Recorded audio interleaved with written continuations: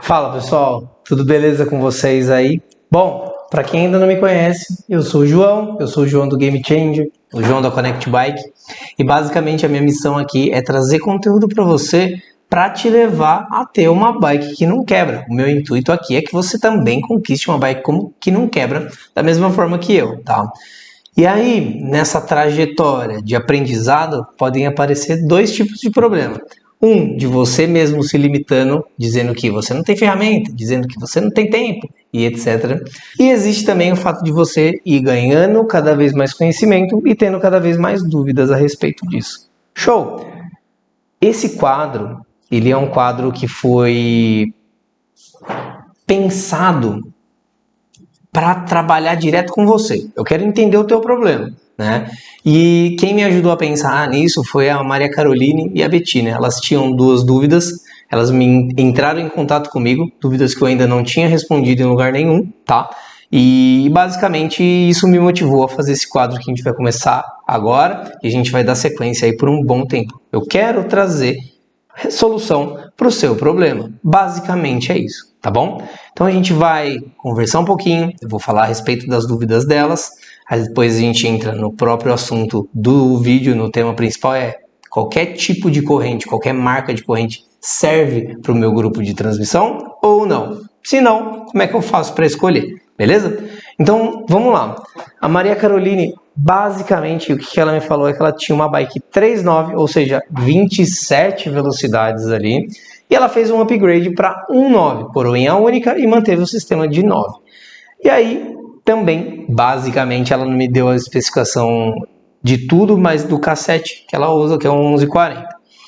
E ela reclamou que ela sentiu que faltou marcha final. E também me perguntou se 36 dentes ao invés de 34 dentes na coroa melhoraria. Vamos lá. O que te motivou a fazer esse upgrade? Qual foi o motivo disso, né? Ah, eu fiz porque eu quis, pronto, acabou. Beleza, não tem discussão. Ah, eu fiz porque me falaram que era melhor. Tá, te falaram que era melhor, por quê? A gente precisa entender, né? O que acontece? 9 marchas é pouco, e aí a gente tem um cobertor muito curto, que não dá para cobrir a cabeça e os pés ao mesmo tempo. Por que eu falo isso? Porque você só tem 9 possibilidades de achar uma marcha que faça sentido para o teu pedal, beleza? Por que as montadoras fazem 27 velocidades num grupo mais intermediário? Porque cada pessoa tem um tipo de perfil de pedal. Não dá para você fazer um grupo específico para o Joãozinho, outro grupo específico para a Mariazinha, outro grupo específico para a Mano. Não dá. Então eles vão lá e colocam 27 possibilidades. E dentro dessas 27 você vai encontrar suas 10, 12, 14 marchas específicas que você usa para a tua realidade. Quando você migra para um 9, automaticamente você encurta esse cobertor. Se você faz isso de maneira consciente ou você quer e enfrenta as consequências disso, show de bola. Agora, se você faz isso de uma outra forma, fica um pouco mais complicado. O que eu quero falar? Se eu pegar e dividir 22 dentes do meu pé de vela, vamos fazer a conta do mínimo e do máximo aí. 22 com 40, né? Minha relação mínima é 0,55, ou seja, a cada volta do meu pé de vela, eu dou um pouco mais de meia volta lá atrás. Show! E a minha máxima é 40 com 11, que me dá 3,63 de final. Ou seja, uma volta do pé de vela dá 3 voltas e um pouco mais do que uma metade de uma volta lá atrás. Então a gente tem 0,55 e 3,63. Se eu parto para 1,9 da Maria Caroline, é 11,40 com 34. Então, 40, na verdade, 34 com 40, a gente tem 0,85. Antes era 0,55. E aí no final a gente tem 3,09 e antes era 3,63. Rola um encurtamento e rola também um encurtamento da parte leve do conjunto de transmissão, tá? É vantagem? Se você acha vantagem não ter o trocador do lado esquerdo, sim. Se não, eu não acho que seja tão vantagem assim. Mas beleza, vamos pensar numa solução para esse problema. 36 dentes pode melhorar? Pode melhorar. Só que aí quando eu faço as contas de relação, eu vou para 0,9 de peso na minha marcha mais leve e uma relação final de 3,27. Ou seja, fica extremamente mais pesado que o meu 3,9 e ainda não chega na relação final do meu 3,9 também. tá? Eu faria essa troca? Eu não faria, né? Esse upgrade de 3.9 para 1.9. Faria para 2.9 talvez, tá? Ou ficaria bem sossegadinho com o meu 3.9, depois faria um upgrade para um 2.10, um 2.11, né? Que começou a ficar um pouco mais acessível. Ou então eu iria direto para um 12 bem escalonadinho, com cassete 1.51, 10.51, alguma coisa do tipo, beleza? Mas, como o upgrade já está feito, eu iria atrás da corrente da coroa de 36 e faria um teste. É um investimento relativamente baixo para testar, tá? Mas saiba que você pode ter problemas ali, tá bom? Justamente pelo fato de ser um cobertor extremamente curto. Não digo que é certo e nem errado, mas é uma parada que eu não faria. Vamos tentar consertar. Faria essa troca da coroa para 36. Se não der certo e você ainda tiver o pé de vela, o trocador e o câmbio dianteiro, monta o 3.9 de volta e você ganha um range aí. Ou se você quiser embalar num upgrade diferente sem gastar muito, procura um pé de vela duplo, tá? Não precisa trocar câmbio, não precisa trocar trocador, você simplesmente vai limitar para uma troca de coroa ali e não duas, tá? E já era, tá bom? Tenta isso que eu acho que vai valer a pena. Eu quero responder a dúvida da Betina. Bom, a Betina, ela faz um trabalho também com um grupo de pedal, faz um trabalho com mulheres de conscientização e tudo mais. E aí ela dá algumas dicas para essa mulherada. Isso é muito legal, eu acho que a informação tem que ir para frente mesmo. E aí a gente vai falar basicamente sobre pneu e câmara de ar, tá? A primeira dúvida que ela tem é como é que faz para vedar um pneu tubeless durante um furo na trilha? E aí, basicamente, uma conversão tubeless, vai um líquido lá dentro também no pneu para ajudar caso você tenha um furo. Entre 3 e até 5 milímetros de furo, dependendo de como você fizer, o próprio selante vai sair do teu pneu e vai começar a acessar a parte externa dele ali, vai secar e vai vedar. Show! Se você fez furo maior do que 5 milímetros, por exemplo, muito provavelmente você vai precisar ou colocar um macarrão, né? Então você tem um macarrão que você coloca aqui e joga ele ali dentro e faz a vedação desse pneu. E o macarrão é um problema porque como ele cria espaço, como que fez um furo ali nas tramas de Kevlar, por exemplo, do teu pneu, se você tem um espaço aqui, ó, esse espaço todo vai ser contaminado pelo líquido selante. Se ele é contaminado pelo líquido selante, vai apodrecer naquelas fibras de Kevlar, tá? Então não é muito bom você usar macarrão como uma solução definitiva, mas numa trilha funciona perfeitamente. Ah, então o que eu faço chegando em casa? Chega em casa, leva para um borracheiro que faça remendo a frio, remenda o pneu por dentro e segue a vida. Ah, e se rasgar?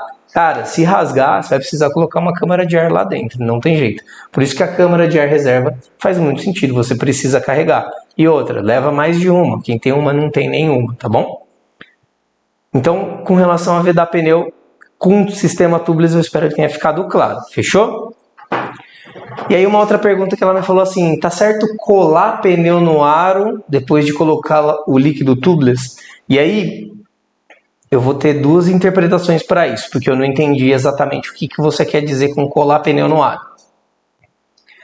Se for colar com cola, não faz o menor sentido. Agora, existe uma expressão de colar o pneu no aro que é talonar o pneu, que é quando você infla ele e ele veste exatamente aqui dentro do teu aro. Isso pode ser chamado de colar pneu no aro também. Se for isso o que você está falando, para qualquer tipo de processo, seja câmara, seja tubeless, você cola o pneu no aro, beleza? Quando você faz um processo de inflar o teu pneu e ele não cola no aro, o que acontece? O teu pneu fica torto. Então você olha a risca central dele, ele vem redondinho e onde ele não encostou ele tem um pulo, tá? Isso é muito comum em aro tubeless com pneu bem justinho, tá bom? Acontece. Continental já vi acontecer, Maxxis é muito difícil, mas acontece dependendo da roda. E esses Victory da Shaoyang também acontece, embora ele seja bem maciozinho, tá?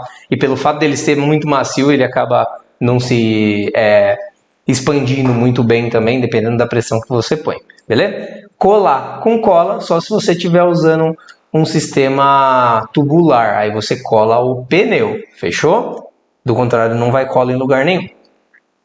E aí como é que faz para vedar também câmara com selante na trilha?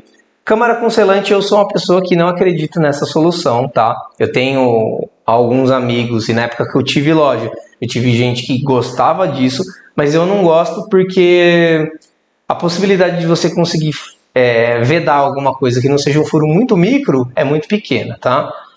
Como é que veda a câmara com selante na trilha se o próprio selante não deu conta de selar? Só fazendo remendo, ou então optando por trocar a câmara, tá? Aqui nesse caso não tem mágica.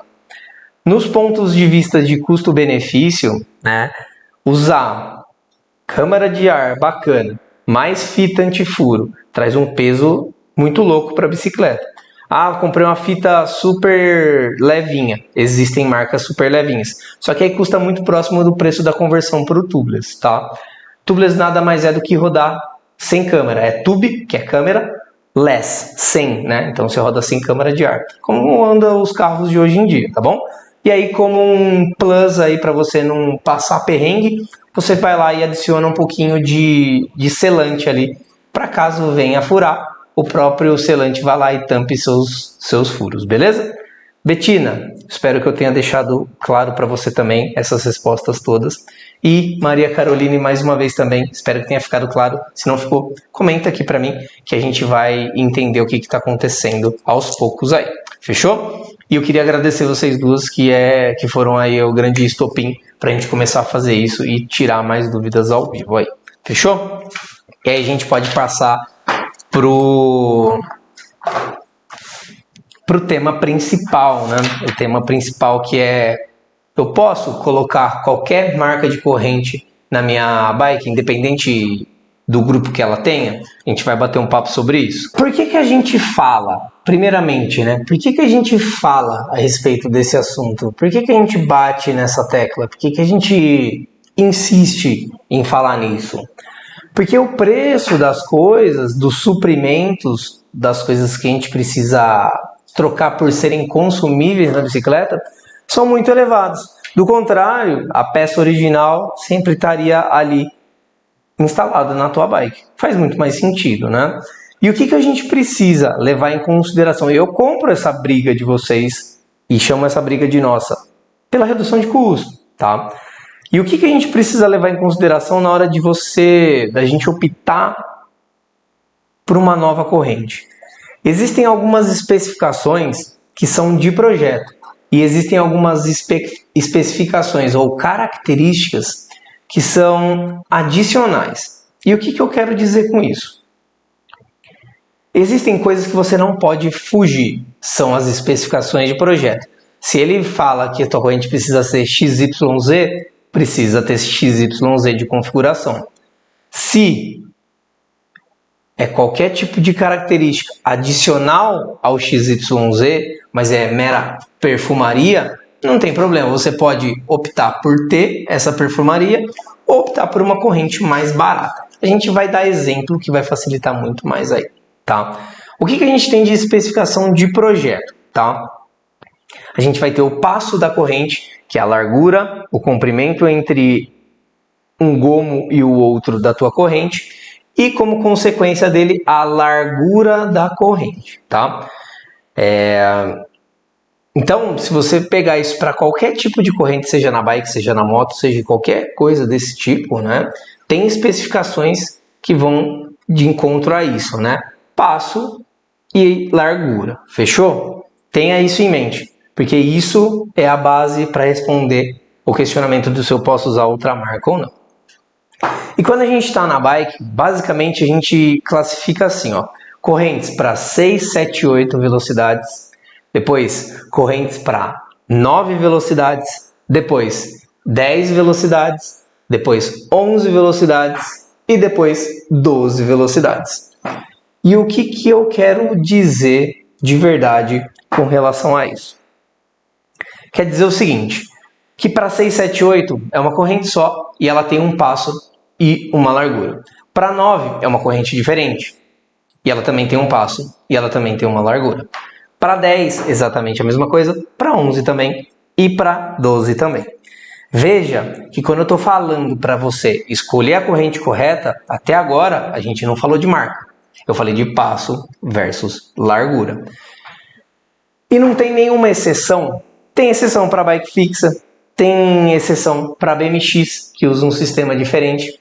E tem também, com certeza, sistemas híbridos aí, porque transmissão é uma parada que está todo mundo tentando fazer cada vez uma coisa diferente, beleza? Mas, de 2008 para cá, a gente tem nas mountain bikes, nas road bikes, nas gravel, nas downhill, no que for, essa classificação, 6, 7, 8, um tipo de corrente, 9 outro, 10 outro, 11 outro e 12 outro. Fechou?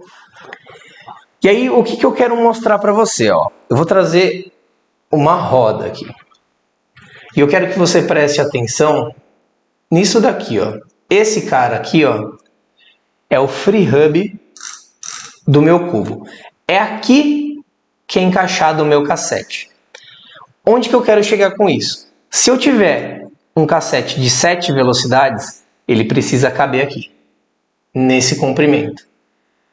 Onde eu tiver um cassete de 8 velocidades, ele precisa caber aqui, nesse comprimento. 9, adivinha? Precisa caber aqui, nesse comprimento útil aqui.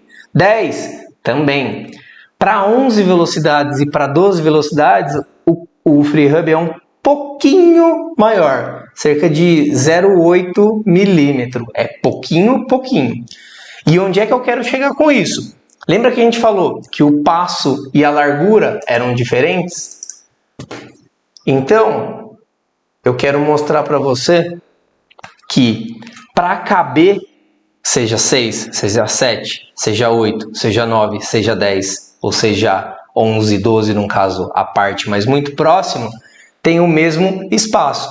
Ou seja, para ter mais marcha aqui atrás e isso funcionar, o espaçamento entre um cog e outro das marchas da tua bicicleta, conforme vai aumentando a quantidade de marcha aqui, vai diminuindo. E se por um motivo de projeto, porque ele não pode crescer a bicicleta, né? Vamos supor, aqui cabe 6, aí para 12 tem que ter o dobro do espaço. Imagina o stay do quadro, que loucura que ia ficar, tá? Então, se por uma necessidade de projeto, a gente tem um cassete específico e ele vai diminuindo conforme a quantidade de marchas dentro dele vai aumentando, as coroas também precisam afinar. Concorda comigo? Se as coroas afinam, as correntes também vão precisar afinar como uma consequência. Entenda isso, tá? A gente está olhando uma das variáveis, o passo muda, mas a largura delas também. E o que isso me traz na questão de custo? Se eu tenho menos material na minha corrente aqui, ó, a possibilidade dela gastar pra caramba é enorme.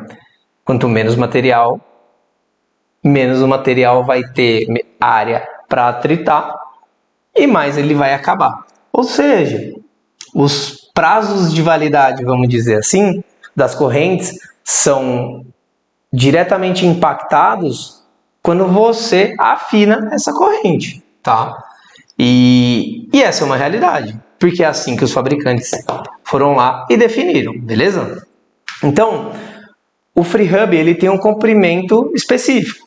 Se ele tem um comprimento específico, vai ter que se adequar à quantidade de marchas que você vai empilhar ali atrás. Se vai ter que se adequar à quantidade de marchas que vai ter que empilhar ali atrás, automaticamente a distância entre um cog e outro diminui. Se diminui a distância entre um cog e outro, correntes diferentes são necessárias. Isso tudo está sempre dentro de especificação de projeto. A gente não está falando de características adicionais ainda, tá bom?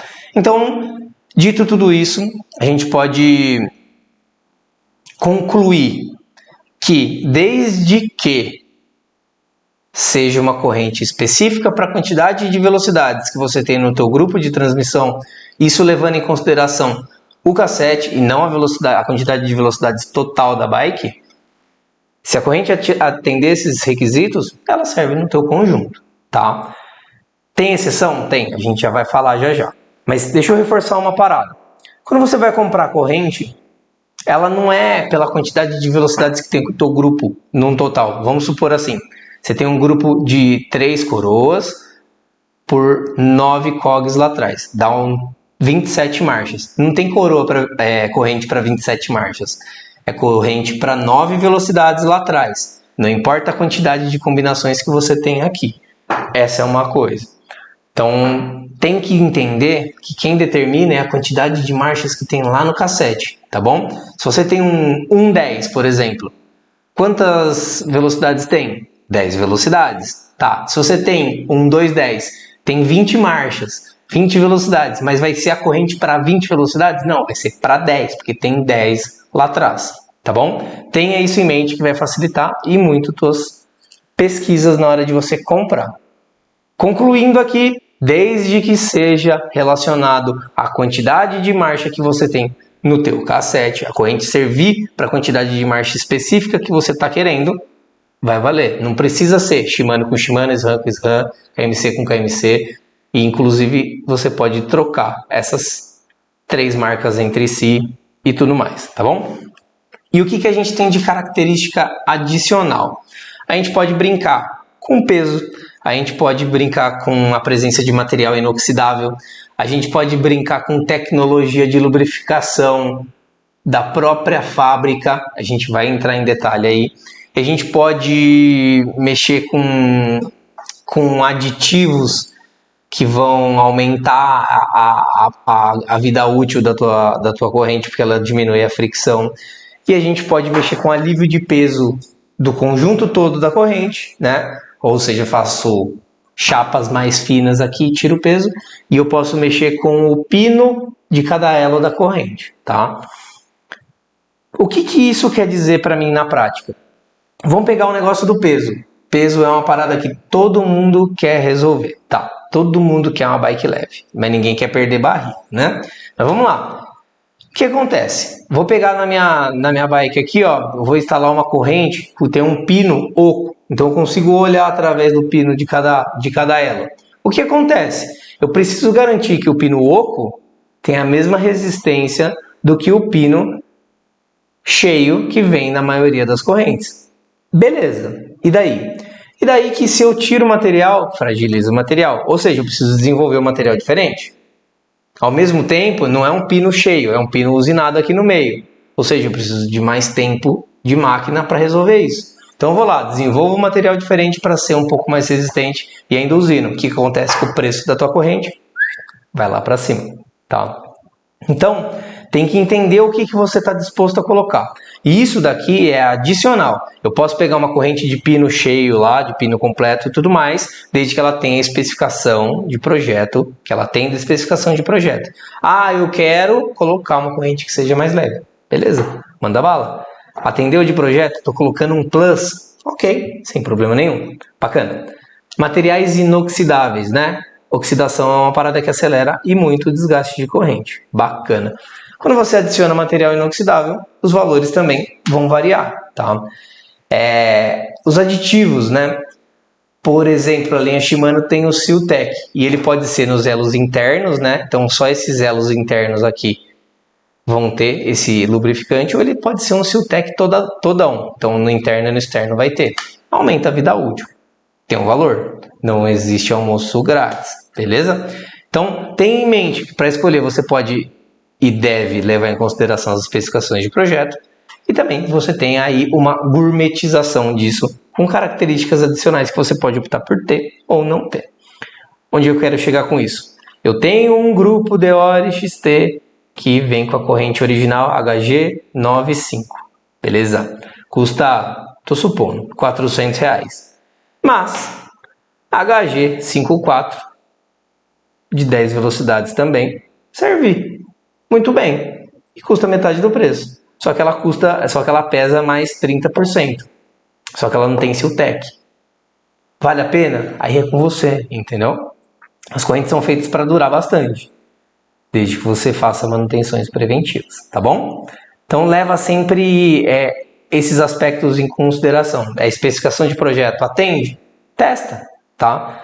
Ah, eu quero uma característica adicional, quero uma parada que lubrifique melhor, quero uma corrente extremamente leve, super flexível, que ela não faça barulho nem nada. Ótimo. Compra a corrente que tem a especificação de projeto correta e tem a característica adicional que você quer, beleza?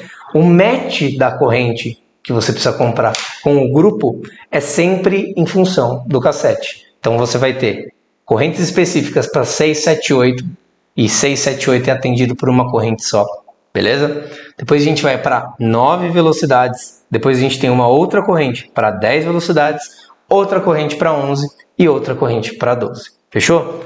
Uns exemplos, eu posso usar uma corrente KMC no grupo 9 velocidades Shimano, desde que ela seja uma KMC para 9 velocidades, sim. Eu posso usar uma corrente HG54 Shimano 10 velocidades, beleza? No meu grupo SRAM 10 velocidades, vamos por um X5 da vida? Pode, não tem problema, funciona muito bem. Posso usar a corrente 9 velocidades em um grupo de 8 velocidades? Não pode. Passo e largura são diferentes. Posso usar corrente de 10 velocidades em grupo 11 velocidades? É uma parada ao contrário.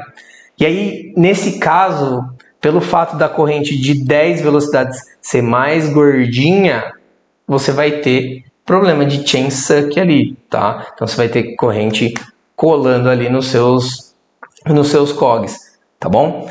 Toma cuidado com relação a isso, não dá para você vacilar. É uma parada que você tem que levar em consideração. Quantas marchas tem lá atrás? Corrente que eu estou olhando, tem a quantidade de marchas que tem lá atrás? Show de bola, beleza? E aí, por último aqui, eu posso usar uma corrente SRAM Eagle de 12 velocidades nos grupos Shimano de 12 velocidades? Pode, gente, pode, tá? Não são incompatíveis. Vai trocar de marcha com toda a potência e a facilidade e a performance do seu Shimano de 12 velocidades, se fosse uma corrente Shimano? Não vai. Os recortes são diferentes, os index são um pouco diferentes, mas funciona e, sinceramente, para um uso civil, não faz muita diferença. Se você compete, vai em cima da corrente original, tá bom? Alguns pontos importantes para a gente fechar esse assunto todo. Ao invés de pensar só em custo, pensa em custo-benefício. Tá? Correntinhas mais baratas, elas vão tender a durar menos. Tá? Veja se o quanto você está economizando de grana está valendo a pena em quilômetros. Porque às vezes você está fazendo trocas mais frequentes e isso não resolve absolutamente nada. Tá? Outro ponto que é muito triste de falar, mas que existe. Cuidado com as falsificações. Por que eu falo isso? Porque tem muita peça barata por aí com a brand, com a marca Shimano, com a marca SRAM. E eu falo isso para todas as marcas, tá? Toma cuidado com relação a isso, porque isso não faz o menor sentido, tá? Você vai comprar uma parada que não tem a menor controle de qualidade e que vai estragar o resultado que você tem na tua bicicleta, tá? E assim, em especial, cuidado com as falsificações de KMC. Por que eu estou falando isso para você também? A KMC é uma corrente incrível, tá? Para o que você for usar, ela é uma corrente incrível. Show. O preço de custo, quando eu tinha a loja, para as correntes KMC, comprando lá no distribuidor, lá, o cara que traz a KMC para o Brasil. Eu comprando, era basicamente o preço que eu olhava em Mercado Livre, em Shopee, em o que fosse, que a galera tá vendendo para consumidor final. Qual que é a mágica disso? Todo mundo deixou de querer ganhar a parte dele, né? O share dele. Pô, você vive de uma loja, a tua forma de fazer dinheiro é cobrar um valor em cima do que o cara anuncia para você, né? O revendedor traz para você, e aí você, de bom grado, você vai lá e simplesmente vende ao mesmo preço. Gente, não existe almoço grátis, tá? Então, toma cuidado com falsificação de KMC, é o que mais tem, tá? A KMC é uma corrente que não é barata, beleza? Ela tem uma durabilidade maior, tem. Ela é inox, ela não enferruja, ela é incrível. A linha X da KMC é animal, tá? Então, toma cuidado principalmente com as falsificações de KMC. Outra coisa, vou comparar preço. Aí você pega uma corrente básica de 10 velocidades e compara com uma corrente top de 10 velocidades. Não faz sentido, você tem que comparar produtos semelhantes, tá? Porque a corrente top, que ela vai ser mais leve, ela vai ter o lubrificante interno, ela vai ser mais flexível, ela não vai oxidar nem nada do tipo, óbvio que ela vai custar mais caro, tá bom? Tem que entender o que você está querendo comprar. De verdade, para fechar esse assunto, não esquece de compatibilidade, tá? É isso, a chave do negócio é isso, tá? O que eu recomendo de marca? KMC, original. Isan, original. Shimano, original. Procura por revendedor bacana, tá? Tem umas outras marcas? Tem, mas pelo que eu vejo na prática, pela durabilidade que isso tem, não compensa, tá bom? Procure por marcas bacanas e revendedores confiáveis que não tem erro. Outra coisa, para fechar esse assunto aqui, tá me ouvindo falar sobre corrente? Como é que você acompanha o desgaste de corrente? Eu já fiz vídeo específico isso aqui, tá? Mas você precisa de um chain checker ou um medidor de desgaste de corrente. E o que basicamente ele vai fazer? Ele vai entrar na tua corrente e medir o quanto que ela tá desgastada ali. 6, 7, 8 até 0,90 você pode trocar sem danificar nada do teu conjunto de transmissão, beleza? 9 e 10 velocidades, 0,75. Não pode passar disso. Acompanhe. Quando tiver com 0,6 ou 0,5, já corre atrás de uma corrente. Na hora que encostar no 75, você vai lá e troca. Assim você não copia desgaste em excesso para o teu conjunto de transmissão. Esse é um outro valor, beleza? Para 11 e 12, você tem 0,50 de limite máximo de desgaste. LMD, limite máximo de desgaste.